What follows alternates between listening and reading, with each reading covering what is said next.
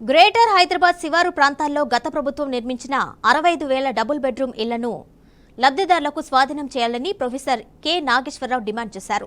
CPM ఆధ్వర్యంలో నిర్వహించిన ధర్నాలో ఆయన పాల్గొన్నారు. డబుల్ బెడ్రూమ్ ఇళ్ల ప్రాంతాల్లో మంచినీటి సదుపాయం, కరెంటు, రోడ్డు వంటి మౌలిక సదుపాయాలను కల్పించాలని కోరారు. వచ్చే రాష్ట్ర బడ్జెట్లో నిధుల కేటాయింపు జరపాలని ఆయన ప్రభుత్వాన్ని డిమాండ్ చేశారు.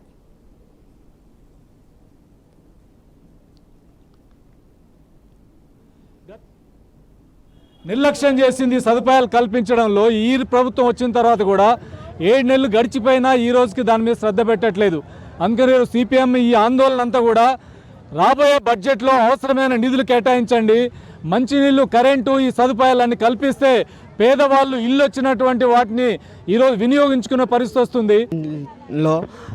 లిఫ్ట్ వచ్చింది, జనరేటర్స్ వచ్చినాయి, కరెంట్ వచ్చింది, కానీ అవి మాత్రం ఏవి పనిచేస్తలేదు. లిఫ్ట్ పనిచేస్తలేదు, జనరేటర్లు పనిచేస్తలేవు, అన్ని సౌకర్యాలు ఉన్నాయి. కానీ అల్లు నోట్లో శని అన్నట్టు మా రాంపల్లి డబుల్ బెడ్రూమ్లో అది మా పరిస్థితి ఉంది. మేము ఈడ సిటీలో ఉండి అంత దూరం ఇచ్చిర్రు. మాకు అంత దూరం ఇచ్చినాక కూడా మాకు సంతోషం ఉంది ఇల్లు వచ్చిందని.